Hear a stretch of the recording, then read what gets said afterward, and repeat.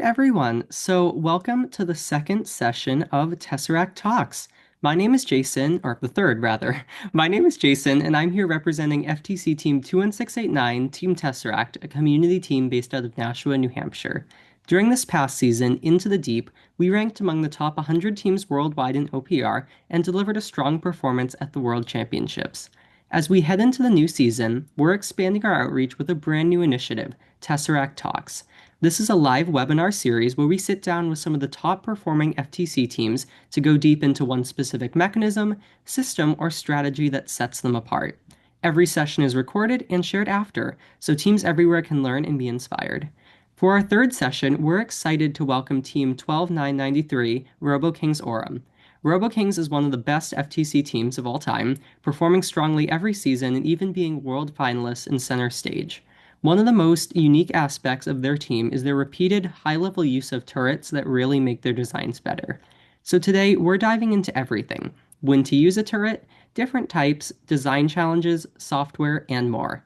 At the end, we'll answer any questions, so if you have any, feel free to ask them in the chat throughout the seminar.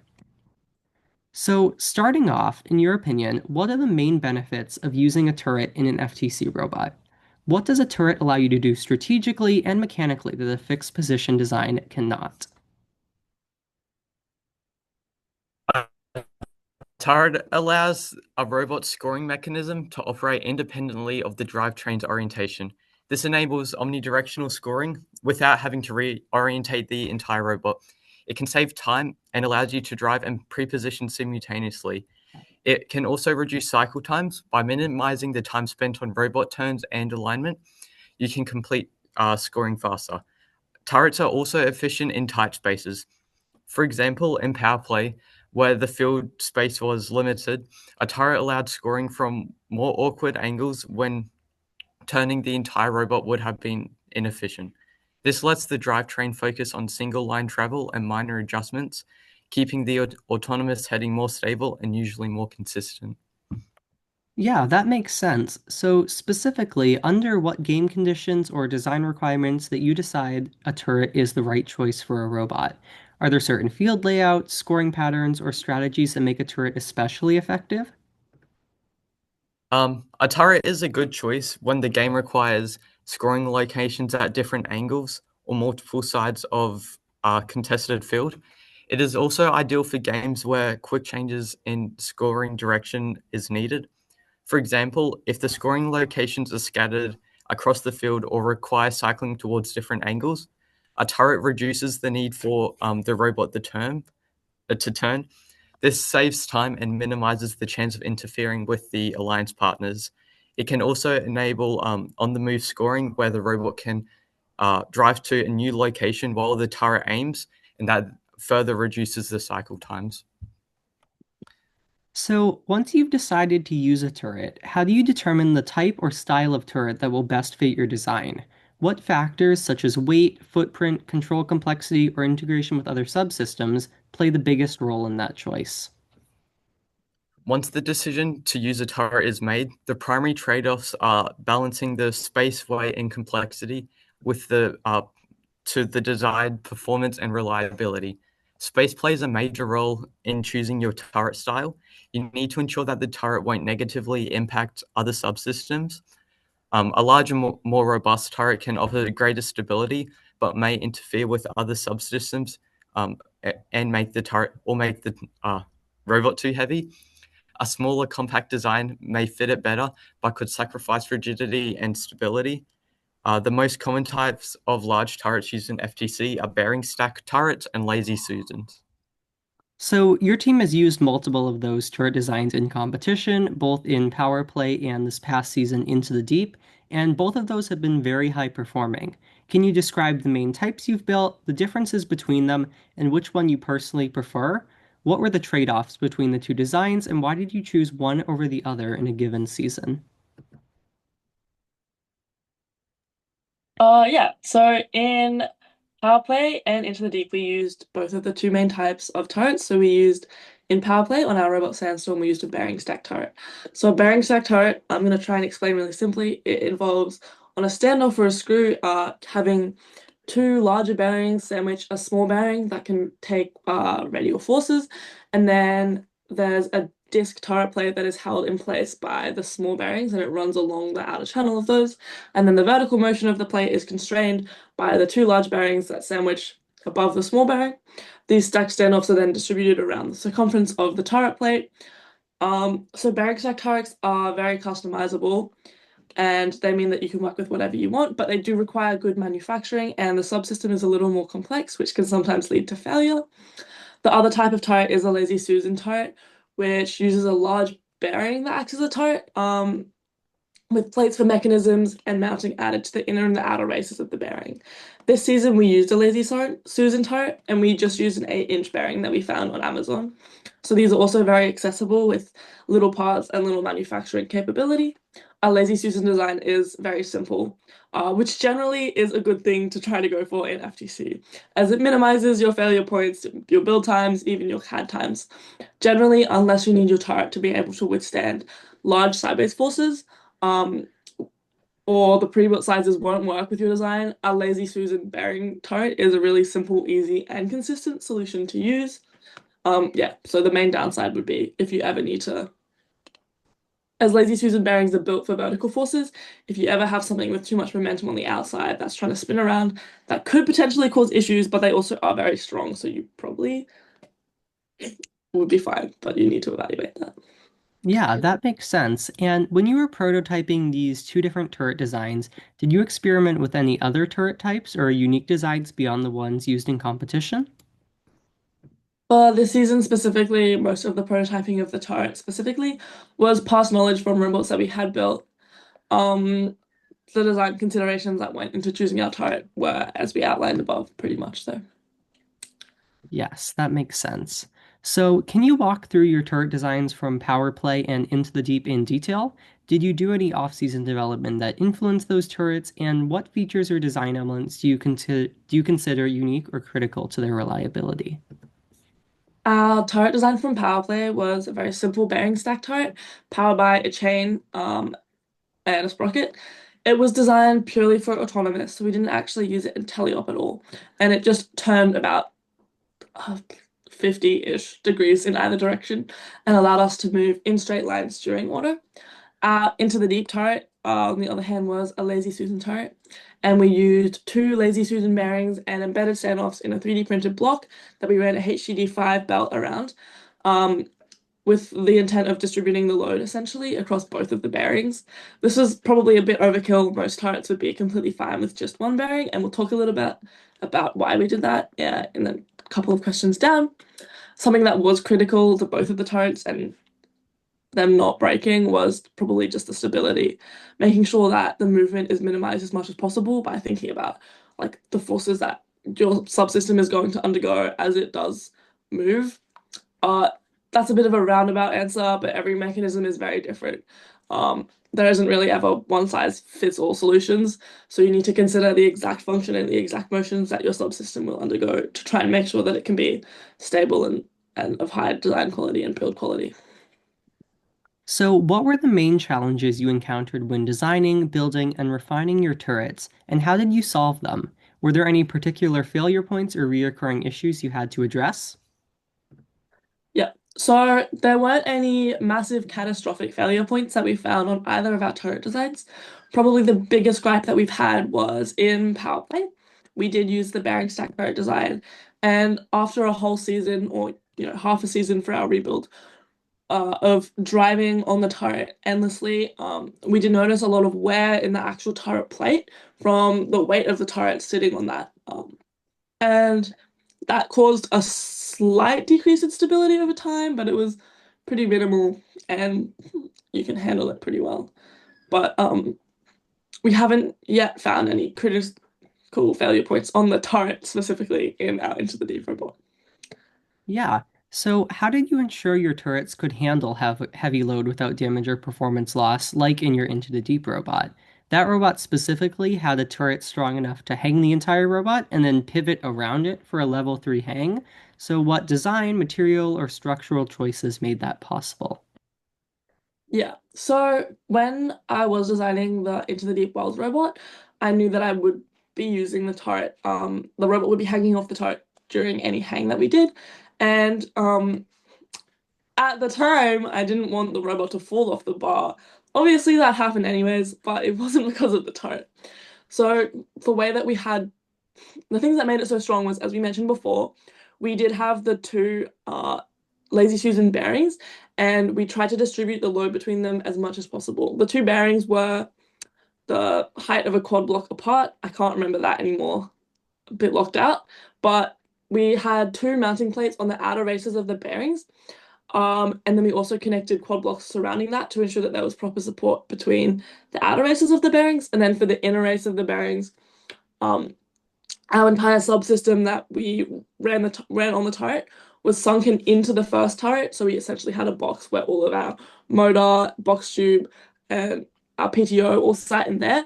And that was screwed in all through a base plate, and then a bottom base plate on the second bearing was attached there. So we screwed those two plates together to try and distribute the force across each of the two bearings as equally as possible. And on top of that, we had our pulley, as we mentioned before, was uh, 3D print embedded with standoffs that we screwed in on either direction, just to ensure that the forces were distributed as well as possible. We didn't have any issues with the turret and the strength of that, and our final robot was around 28 pounds or 12.5 kilograms for the normal metric people. Yes. So, how do you manage wiring and all the mechanisms connected on a turret so they remain reliable and tangle-free throughout the season? Are there specific routing methods, slip rings, or cable management strategies you recommend?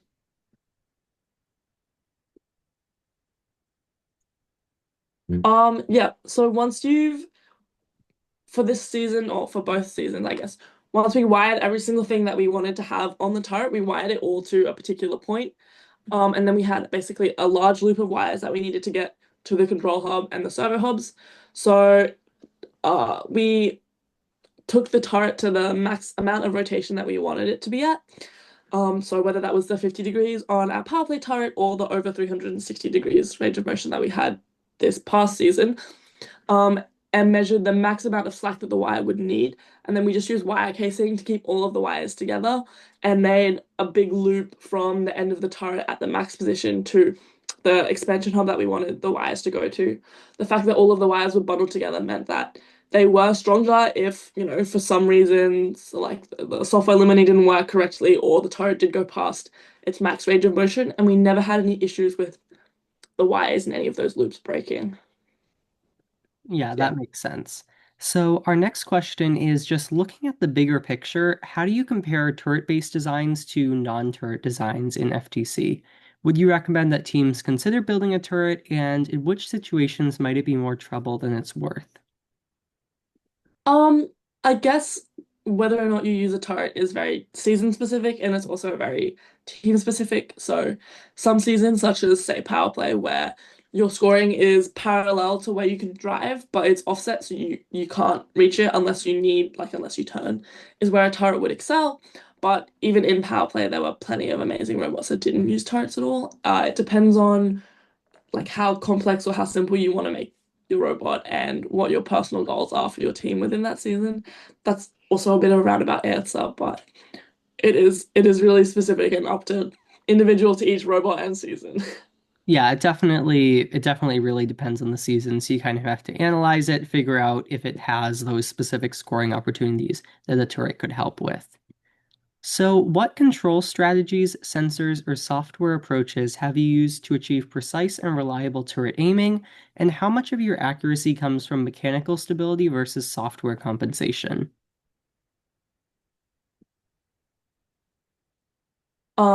Yeah, so for Into the Deep, we used an East Loop Components throughbore encoder, and we just connected it on a one-to-one ratio to the base of our turret. So we added an extra sprocket in the middle of our turret that wasn't powered at all, simply to ensure that we had the correct ratio for the encoder. Um, and it just allowed us to know the exact position of the turret at all time. For the Into the Deep one, because we did sometimes go over 360 degrees in the like encoder motion, we also ran an encoder wire into the second port to measure the amount of rotations that we did with the turret. In terms of our power play turret, I'm pretty sure we just used the turret encoder, but it has been 3 years, so I could be incorrect. Um, we just used a PID to ensure that our turret moved correctly. It wasn't anything too complex software-wise. Yeah, that makes a lot of sense. So that wraps up the presentation portion of our third episode of Tesseract Talks. For anyone in the audience, if you have any questions regarding anything about RoboKing Aurum turrets, please ask in the chat, and if time permits, they will be answered. So we did get one pre-submitted question, which is talking a little bit about using cameras and visioning to help position the robot. So a team is planning to use vision as positioning for a robot.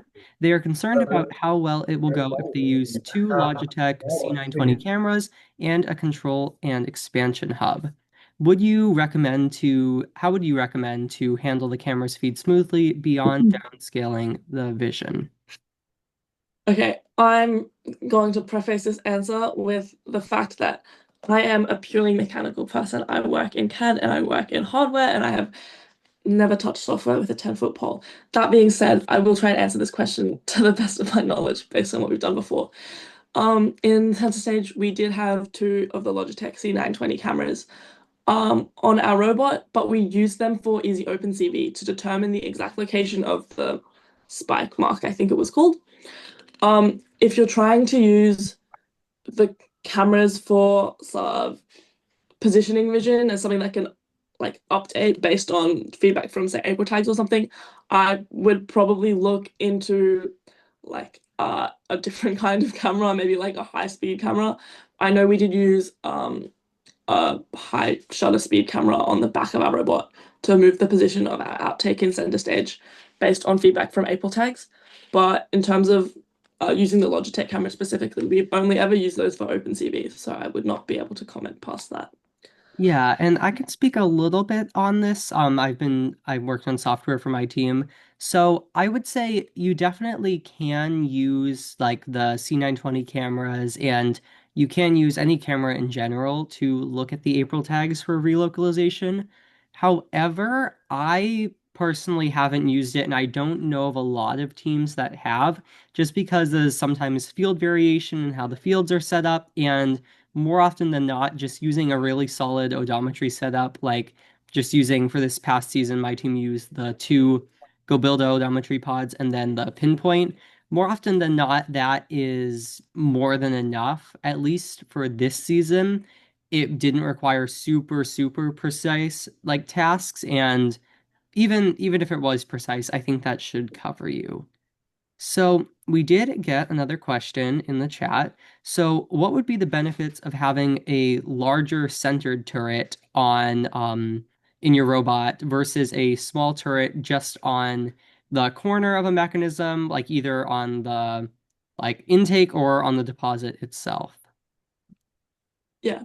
So the main difference in design is definitely the stability and also the range of motion. So if you think about our turret from Into the Deep this season, we had over 360 degrees of motion with that. If you think about if we had a mini turret instead and had our box tube as stationary, not only would it be a lot less stable because if you have many servos on an end effector, you are going to get slop. It's inescapable, even if you design the best robot in the world. Um, Whereas the base turret subsystem could be a lot more stable and a lot more strong, especially when trying to score like the specimens to push them into the bar. We did need the stability in all of our subsystems to be able to do that. Um, so if you need less range of motion or if you don't need force to be able to go in through your subsystem, that's when maybe a mini turret would be better. And if the rest of your like outtake or your end effector subsystems are simple enough as to where adding a mini turret won't add like an extreme degree of slop, that's when perhaps a mini turret would be better. Um, Large turret designs are just they're very robust and they're very rigid if you design them correctly, so you're less likely to have failure points or issues with any of that on your outtake.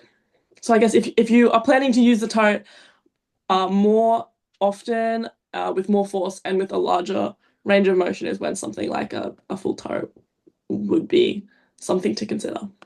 Yeah, and I have one question for you guys, but before I ask that, if any of you guys have any more questions or anything that you could think of, just definitely ask that now, and we will answer that. So, my question for you, Tinko, is in both of your turret designs, you used a motor to power the rotation of the turret. Is there any situation that you'd consider using a servo to do the same task? So, like, for example, some of the Axon servos, they have encoders built in. So would that be something that you would have considered so you could have those two mechanisms or two inputs together? Yes, so we did actually consider using servos this season for our turret. The reason that we didn't was because we ran out of servos, but specifically, I think that will also happen a lot more with the new 10 servo limit. Yeah. Um, but it depends on how much weight you are moving. You can use like there are calculations on speed based on the power for like axle servos, and also you can look at motor curves to determine how fast you want your entire motor subsystem to be able to move. And yeah, so I guess that's mostly it. And if you have servo limits, I think if your tire is light enough that you can power it really quickly and easily with servos, uh, maybe you're not looking at a really large turret. Maybe you're looking at a smaller turret on the base of a shooter or something, in which case, yeah, a motor probably wouldn't be very appropriate. Yeah, that totally makes sense. And we did get one more question, which we can go over quickly, but if there are any more questions, please do make sure that they are related to RoboKing's turrets. So this person is just wondering if you could share a little bit of information that guided you to use your box tube instead of like Maizumi slides for your robot and into the tube. Always happy to talk about box tube. So we actually used a box tube from Offset Robotics. This season they're a new company, they're a new vendor. Go check them out. And the reason that we used a box tube this season was because our slides mechanism was moving, and a box tube is an extremely like rigid and lightweight form of linear motion. So box tube really will excel in designs where you have movement on your like linear extension. So think pivoting designs, because two-thirds of the weight of the box tube is in the base tube. So if you do have pivoting designs, the moment created by the end effector is a lot less. So you'll have a lot less momentum on any designs. On top of that, the offset robotics box tube that we use specifically, it's very strong. As you did see, we did hang our entire robot off the box tube, and it also um the stringing on it was like pretty easy and consistent. So mostly for the stability and also the lightweight of it and the light footprint. It takes up a 40 millimeter square footprint compared to your typical Masumi slide setup. It just makes the packaging a lot easier. So especially with our turret, it was a lot harder to package 5 stages of Masumis on either side into the turret compared to just one box tube. Um, I think they're releasing some new products soon, so you should go look at their website. Yep, yep, definitely. So, thank you all so much for attending today's Tesseract Talks. We hope you all found this explanation of RoboKing's Aurum's turrets and strategy helpful and gained more insights for when you design them. Huge shout out to RoboKings for their time, and we hope to see you back for future episodes of Tesseract Talks.